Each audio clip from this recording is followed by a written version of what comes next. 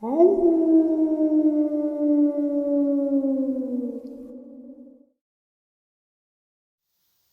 greetings and salutations, everyone. I hope everyone is still doing well, and welcome to, depending on however you look at your clock or wherever you may live, this early morning or middle of the night bonus upload. Before we jump into it, a couple links. As many of you know, I rely on Patreon, PayPal, channel membership, and the merch to help the channel to continue to grow and go. Links to Patreon, PayPal, and channel membership is in the description below. Merch displayed directly under the video. Also, Dogman Frightening Encounters, Volume 1 through 3, the audiobook versions. They were written and researched by Tom Lyons, narrated and produced by me, Jeff Nadolny. Those audiobooks are available on Audible, Amazon, and iTunes, links to which are also in the description as well. And finally, last but definitely not least, if you'd really like to help support the channel to continue to grow and go, simply subscribe. It doesn't cost a cent. Click the like button, takes half a second. If you don't want to miss out on any of the informative uploads I put out daily, click that bell icon, and folks, please leave a comment. Why? Well, because all of these things really do help the channel to continue to grow and go. And yes, folks, they definitely matter. Now, everyone, I have taken far too much of your time. Let's jump in to this early morning or middle of the night bonus upload, shall we? I'm sitting on a white plastic chair in what seems like total darkness. Strapped to my chest and shoulders is an array of electronic gear, microphones, a video camera, a box that detects magnetic changes, and a Geiger counter. Somewhere in the mix is a flashlight, the only device whose function I understand, and thus the only device I cannot find. In front of me, I can almost make out the sinister shapes of some truly spooky trees. Malevolent bugs are buzzing in and out of my eyes and ears, and it occurs to me that there must be a tavern open somewhere nearby, even in this remote corner of Utah. 100 or more yards away, beyond a barbed wire fence and a little creek, are my fellow paranormal rangers, equipped with their own video cameras, night vision goggles, and assorted scientific gear. They're supposed to be watching me to see if anything happens. On this night, I am the bait. Bait for what, I wonder? The unspoken hope is my own inherent weirdness might give me some sort of connection to the undeniably odd energy or entity that seems to have concentrated itself on this remote rural community, and in particular on this small ranch where I now sit, waiting for something to announce its presence. Some very strange things have happened at this precise spot where I am sitting.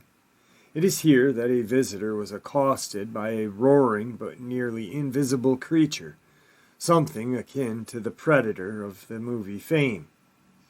It is here that a PhD physicist reported that his mind was invaded, literally taken over by some sort of hostile intelligence that warned him that he was not welcome.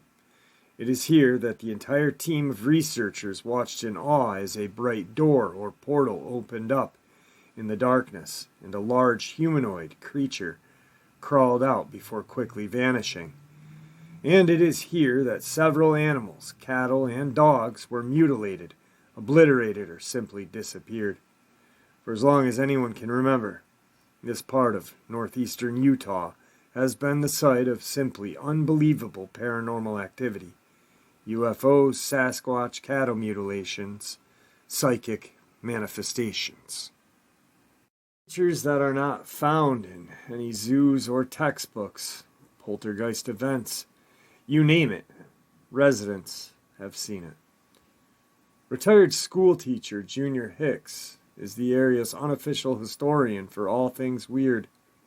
He's cataloged 400 or so incidents, most of them involving UFO sightings, but says there have been thousands of other cases. Hicks estimates at least half of the 50,000 residents of this basin have seen weird things in the sky. Flying saucers, cigar-shaped craft, zigzagging balls of light, so many different objects that local police and highway patrol long ago stopped taking reports. Many of the lawmen have been witnesses themselves. Hicks and members of his family have witnessed their own UFO events over the years. The UFO activity really started getting intense in the early 50s, Hicks states.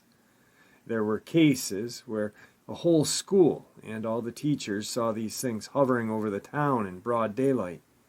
In the 60s and 70s, we probably had more UFO sightings than any place in the world. But the run-of-the-mill UFO events don't begin to describe the rich array of unusual phenomena in the area. The Ute Indian tribe has been here far longer than white settlers. Tribal leaders are reluctant to speak to outsiders, but their oral history is replete with examples of strange creatures and sightings. Indian lore refers to some of these creatures as skinwalkers, others call them shapeshifters, werewolves, or Bigfoot. The Utes take this very seriously, Hicks states. They think the skinwalker are powerful spirits that are here because of a curse that was put on them generations ago by the Navajo. And the center of the whole legend is this ranch. The Utes say the ranch is the path of the skinwalker. Tribe members are strictly forbidden from setting foot on the property. It's been that way for a long time. The ranch in question is a 480-acre spread of rich, well-watered pasture and a few thick patches of tall cottonwood. It's divided into 3 sections, each section being a former homestead.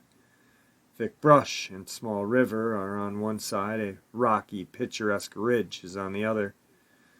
Skinwalker Ranch is what the Utes call it, according to Hicks. A long dirt road is the only way in or out of this ranch. When rancher Tom Gorman, not his real name, bought the place in 1994, it had been vacant for 7 or 8 years. Gorman and his wife and 2 kids were curious about the impressive array of bolts that covered the doors and windows of the main home. There were deadbolts on both sides of the doors. Even the kitchen cabinets had both bolts on them. And at both ends of the home, iron stakes and heavy chains had been installed. Gorman guessed the previous tenants had positioned large guard dogs in the front and back of the house, but he had no idea why. On the day the Gormans moved their furnishings into the property, they had their first foreshadowing events that would follow. They spotted an extremely large wolf out in the pasture. The wolf cautiously made its way across the field, and to the surprise of everyone, sidled up to the family, acting like it was a familiar pet. It had rained that day, and the family remembers the wolf smelled like wet dog as they were petting it. After a few moments, the wolf strolled over to the corral and grabbed a calf by its snout, attempting to pull it through the corral bars. Gorman and his father began to beat on the wolf with sticks, but it would not release the calf. Gorman grabbed his .357 Magnum from his truck and shot the wolf at point-blank range. The slug had no noticeable effect. Gorman pumped another bullet into the wolf, which then let go of the calf but stood looking at the family as if nothing had happened. Gorman shot it 2 more times with his powerful handgun. The big animal backed off a bit but showed no signs of distress, not even any blood. The mystified rancher retrieved a hunting rifle and shot the wolf again, once more at close range. Gorman is not only an experienced marksman, but a big game hunter of considerable repute. 5 slugs should have been enough to bring down an elk, let alone a wolf. The 5th shot caused a chunk of hair and flesh to fly off the wolf, but it did not seem fazed. After the 6th shot, the wolf casually trotted across the field into the muddy thicket. Gorman and his father tracked the beast for about a mile, following its paw prints through the mud, but the track suddenly ended, as if the wolf had simply vanished into thin air. Returning to the corralled area, Gorman examined the chunk of flesh and said it looked and smelled like rotten meat. He made inquiries among the neighbors, but no one seemed to know anything about a tamed, oversized wolf in the area. A few weeks later, Mrs. Gorman encountered a wolf that was so large its back was parallel with the top of her window as it stood beside her car. The wolf was accompanied by a dog-like animal that she could not identify. Over the next 2 years, a menagerie of weird animals was reported by the family members and neighbors. While driving into the ranch on a bright afternoon, Gorman and his wife saw something attacking one of the horses. They described it as low to the ground, heavy-muscled, weighing perhaps 200 pounds, with curly red hair and a bushy tail. It somewhat resembled a muscular hyena, and seemed to be clawing at the horse, almost playing with it. Gorman got within 40 feet of the animal, but says it literally vanished before his eyes. Poof! Gone. They checked the horse and found numerous claw marks on its legs. A few months later, the wife of the deputy sheriff reporting seeing a similar muscular reddish beast running across the property. Another visitor to the ranch had a more ominous encounter in the middle of the homestead. The same place where I was set as bait. The visitor, along with Gorman and his son, say they saw a large, blurry something moving through the trees. The visitor had been meditating when this thing showed up. It swiftly moved from the trees across the pasture, covering 100 yards in seconds. And when it reached the man, it let out a ferocious roar, something akin to a large bear, a roar loud enough to be heard hundreds of yards away. But this was no bear. It was, according to the Gormans, nearly invisible, resembling the camouflaged being in the movie The Predator. The visitor was so scared he grabbed onto Gorman and would not let go. He left the ranch and has never returned. Other creatures and beings were also seen, including exotic, multicolored birds that were certainly not native to the region and could not be identified. There were numerous close encounters with dark, 9-foot-tall beasts that resembled Bigfoot or Sasquatch. As if those visual experiences were not enough, the family claims its other senses were also challenged by assorted weird events.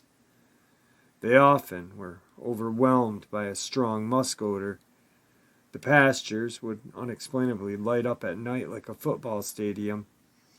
They claim to have seen shafts of light that seemingly emanated from the ground. They and others say they heard what sounded like heavy machinery operating under the earth, and they heard voices. Tom and his son and his nephew remember hearing a loud, disembodied conversation in some unintelligible language. The disembodied male voices spoke in what the witness say was a mocking tone and sounded like they were emanating from 20 or more feet above their heads. But they saw nothing. The dogs accompanying these 3 witnesses growled and barked at the voices, then took off in a panic. There were physical manifestations that aren't easily explained. While checking on his herd in the 3rd homestead, Gorman noticed that someone had dug up his pasture. Hundreds of pounds of soil had been scooped out of the ground. The edges of the hole resembled perfect, cylindrical circles, as if someone had dropped a gigantic cookie cutter on the pasture. Several smaller scoop marks were also found. The Gormans also reported phenomena similar to crop circles. One formation found in their pasture consisted of 3 circles of flattened grass. Each circle was approximately 8 feet in diameter, and they were arranged in a triangle pattern, with each circle about 30 feet from the others. Now keep in mind, there is only one road leading into the ranch. Anyone coming or going would almost certainly have been noticed by the Gormans or by the neighbors. In the spring of '95, the Gormans started seeing strange things in the sky. While checking on their cattle, Gorman and his nephew spotted what they thought was a recreational vehicle parked on the property. They approached it, figuring the driver might have had mechanical problems. As they got closer, the RV moved silently away from them. They moved closer, it moved further away. They climbed a fence to get a better look at it, and that's when they knew this was no Winnebago. The craft rose above the treetops and slowly flew away, making no sound as it departed. It certainly was no helicopter. The witness had a clear view and says the object was shaped like a refrigerator, with a single light on its front and a red light on the back. Before long, everyone in the family was seeing weird aerial objects. Mrs. Gorman says something that resembled a stealth fighter, but ringed with blinking disco lights, silently hovered above 20 feet over her vehicle, zipping off. Each member had repeated sightings of a cloud that usually hovered just outside of the property. The cloud was characterized as having blinking Christmas tree lights, or silent mini explosions inside. Among the other aerial craft seen by the Gormans, their neighbors and other witnesses were classic flying saucer objects. Flying sombreros, shafts of light similar to fluorescent light tubes, and a cigar-shaped craft several football fields long. By far the most common objects they witnessed were floating spheres of different sizes and colors. In 95 and 96, the Gormans and others reported 12 separate incidents of seeing large orange circles flying above the trees at the center of their homestead. Tom Gorman claims that holes occasionally opened up in the orange spheres, and other smaller spheres would fly out. A neighboring rancher told this report of his own encounters with what he called flying orange basketball. By early 96, the sightings of blue spheres at the ranch became almost commonplace. These orbs were said to be about the size of a softball, made of glass and filled with bubbling blue liquids that seemed to rotate inside. Mr. and Mrs. Gorman say that in April of 96, they watched one of those blue orbs repeatedly circle the head of one of their horses. The horse was illuminated by an intense blue light, and there was a sound of static electricity in the air. But this was not a ball lightning. The orb seemed to be intelligently controlled. When Gorman approached the horse with a flashlight, the orb darted off, maneuvering through the tree branches with speed and dexterity. Gorman say the blue spheres seemed to generate several psychological effects on the family. Family members felt waves of fear roll over them, far in excess of what may be normal. Whatever the blue orbs appeared, it was the appearance of one blue orb in particular that finally convinced the Gormans to sell the ranch. One evening in May of 96, Gorman was outside with 3 of his dogs when he noticed a blue orb darting around in a field near the home. Gorman urged his dogs to go after the ball. The dogs chased and snapped at the orb, but it dodged and maneuvered enough to just stay out of reach of their snapping jaws. The ball led the dogs out across the pasture and into the thick brush that borders the field. Gorman says he heard the dogs make 3 terrible yelps. Then they were silent. He called for them, but they did not respond. The next morning, Gorman went to look for his dogs. What he found were 3 round spots of dried and brittle vegetation. In the middle of each circle was a black, greasy lump. Gorman surmised that his dogs had been incinerated by something. One thing for sure, the dogs were never seen again. The disappearance of their dogs prompted the Gormans to think about getting out. Tom Gorman wasn't some country bumpkin farmer trying to get by. He had a college degrees and advanced training in animal husbandry, was considered an expert in artificial insemination, and had plans for raising hybrid high-end stock at Picturesque Ranch. His herd, which ranged from 60 to 80 head, consisted of expensive, top-of-the-line heifers and 4 2,000-pound show-class bulls. From the day he moved his herd onto the ranch, though his hopes and his animals seemed to be under assault, the balls of light that were seen so often on the property seemed to take special interest in the cattle, and were often seen buzzing around their heads. Sometimes the cattle would react violently, the herd splitting suddenly as if some invisible force was plowing through their middle. It soon got worse. Though the Gormans kept a close watch on their stock, something began exacting a terrible toll. One cow was found dead in the field. A strange, crisp hole had been cut into the eye. There were no tracks or blood, and Gorman wondered what could have done such a thing. He noticed a strong musk odor around the carcass, a smell he would come to know all too well. Cattle mutilations had been reported throughout North America for several decades. In typical cases, the ears, eyes, udders, and sex organs have been removed with surgical precision. Gorman's animals were subjected to all of the above. As an experienced hunter and rancher, Gorman was more than familiar with the capabilities of natural predators. This was not being done by coyotes or mountain lions. The butchery was simply too clean, and no blood was ever left at the scene of the attacks. His other animals also suffered. His favorite horse had its legs slashed, as if a sharp instrument or claw. The musk odor was still in the air when he discovered the damaged horse. His dogs seemed to develop paranoia. They stayed inside their doghouse for days at a time, too fearful to emerge even for food. 6 of the family's cats vanished in one night. Soon, cattle started disappearing altogether. One of the animals vanished from a snow-covered field. Gorman saw hoof prints lead into the field, but the track simply stopped as if the animal had been plucked from the sky. A 1,200-pound cow leaves tracks in the snow, Gorman said to himself. So what happened to this one? In all, 14 of Gorman's prized animals were either sliced up or vanished. In one instance, a cow was found mutilated just 5 minutes after Gorman's son had checked on it. Something cut a hole 6 inches wide, 18 inches deep, in the animal's rectum. A cord-out section extended into the cow's body cavity, yet there was no blood on the cow or on the snow-covered ground. The loss of 14 expensive animals from a 80-head herd is extreme by any standards.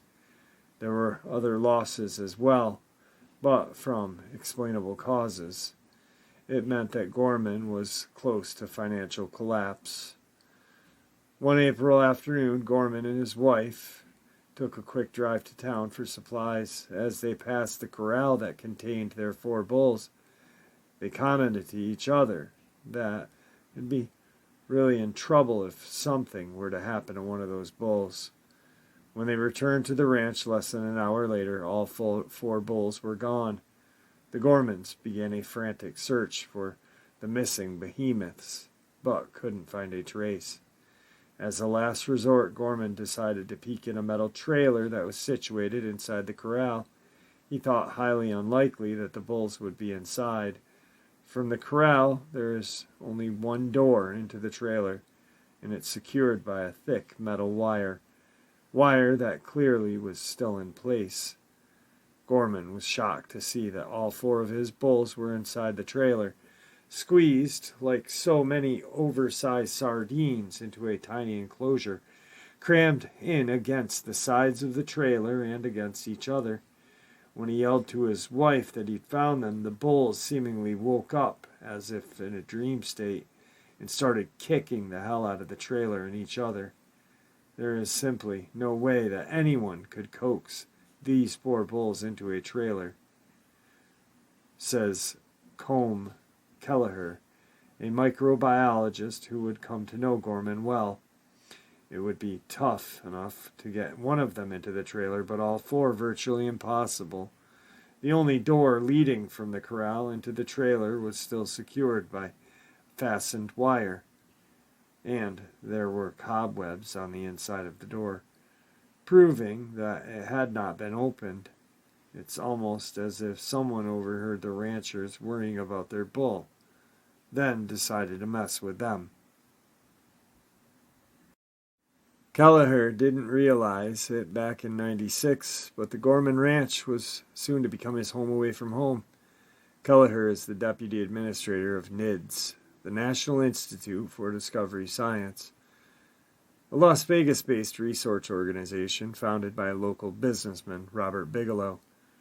Bigelow's long-standing interest in the paranormal, topics including UFO, animal mutilations, and human consciousness, prompted him to assemble an impressive team of engineers, psychologists, physicists, and other doctorate-level professionals for the purpose of investigating subjects that are largely shunned by mainstream science. By the mid-'96, the Gormans were ready to cash in their chips. Those who knew Tom Gorman says he blamed himself for the weird string of events that had ruined his ranching operation. He didn't want to give up, but felt cursed, and was ready to bail for the sake of his family. In an uncharacteristic moment, he told the parts of this story to a news reporter. A respected journalist from Salt Lake City heard about it, came to the ranch and talked to the family. Pictures were taken, and wire service picked up the story. That's how Bob Bigelow learned about the Skinwalker Ranch. Bigelow and his team flew to Utah and introduced themselves to the Gormans. NID staffers checked out the story, interviewed the neighbors, and evaluated Gorman's seemingly incredible tales. Bigelow offered to buy the ranch outright with the idea of transforming it into an interactive paranormal laboratory, an ongoing experiment that might shed some light on questions that have been viewed with a scientific skepticism. Amazingly, he talked the Gormans into staying at the ranch as caretakers. By this point, the family is a wreck. The UFOs, balls of light, cattle mutilations, animal disappearances, Bigfoot sightings, and Skinwalker legends are bad enough, but there had also been an ongoing series of more personal events. Things had occurred within their home that had made a normal life impossible. They saw apparitions in the house, blinding lights, dark creatures peering into the windows. Furnishing, tools, and everyday items moved around, disappeared, or turned up in unusual places. No one could sleep. When they did manage to grab a few hours, they were plagued by violent nightmares, often describing later different family members had experienced identical dreams. The two kids, honor roll students, before arriving at the ranch, saw their grades plummet. Mrs. Gorman lost her job at the local bank because of repeated absences and disturbing water cooler tales. Hoping for safety in numbers, the Gormans slept each night on the floor of their front room. The folks at NIDS offered moral, emotional, and financial support to the Gormans. What's more, they had a plan. The ranch presented what appeared to be a once-in-a-lifetime opportunity to legitimately study a full menu of paranormal activities. They endeavored to seal off the ranch, pack it with high-tech modern equipment, staff it around the clock with trained observers to see what happens. Some residents sarcastically wondered what the hucksters from Las Vegas really had in mind. A scam of some sorts was one oft-mentioned possibility. UFO buffs whined that Bob Bigelow was a shadowy guy who may or may not have CIA connections, and that he was out to somehow corner the market on ET. They demanded that whatever happened at the ranch should be made immediately available for their evaluation. Paranormal debunkers predicted the NIDS team would come up empty-handed because unexplained events inevitably wither under careful scrutiny. As it turns out, all three of these groups were wrong. NIDS did seal off the ranch from the outside observers, but not for any monetary gain. Neither the CIA nor any other government agency had any input or access to these things that had occurred under NIDS' watch, and a phenomenon itself did not wither or evaporate.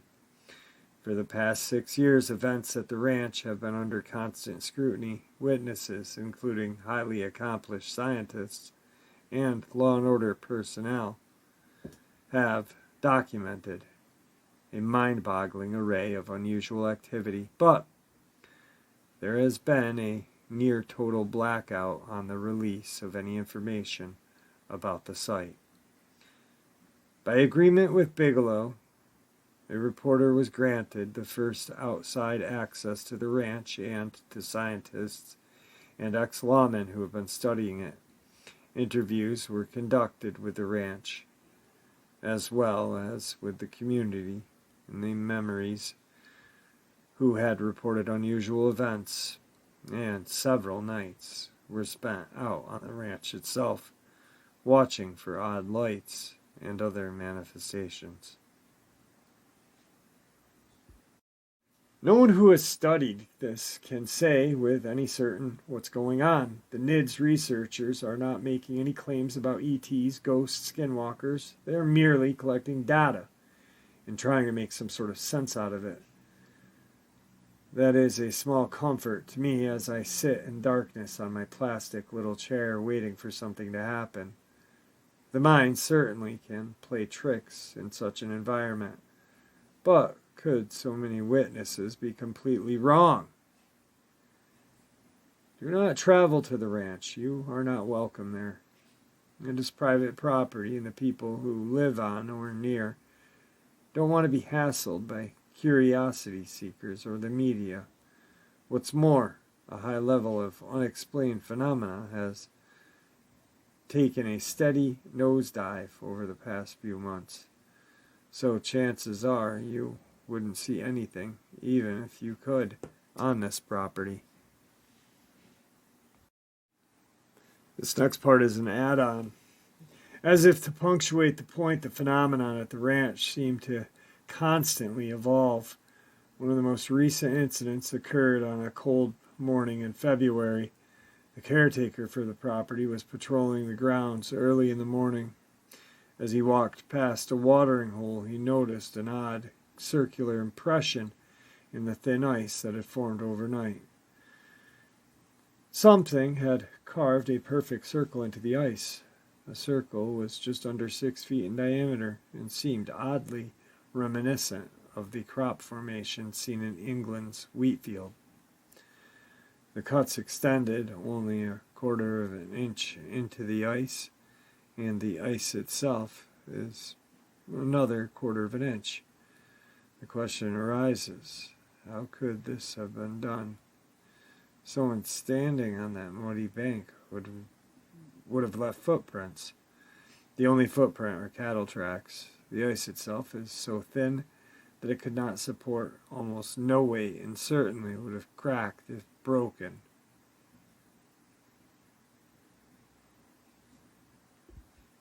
Of all the strange incidents at the ranch, this one takes the prize.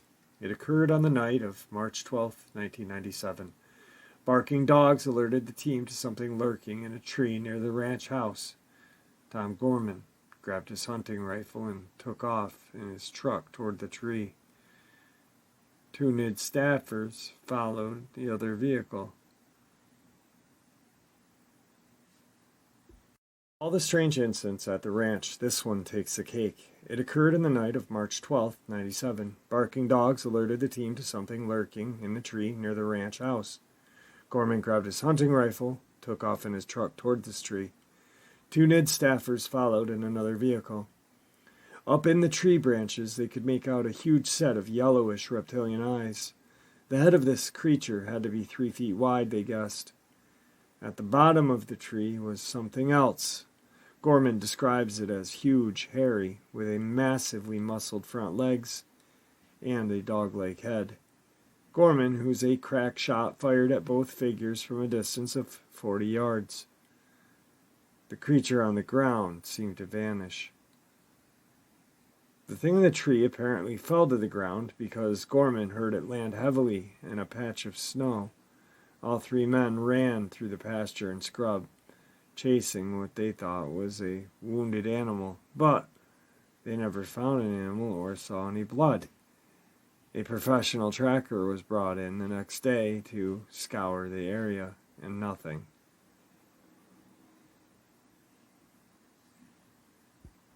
There was a physical clue left behind. At the bottom of the tree, they found and photographed a weird footprint, or rather a claw print. The print left in the snow was something large. It had 3 digits with what they guessed sharp claws at the end. Later analysis and comparison of the print led them to find chilling similarity. The print from the ranch closely resembled that of a velociraptor, an extinct dinosaur made famous from the Jurassic Park movies. For the record, no one at NIDS is saying they shot a velociraptor. They don't know what it was.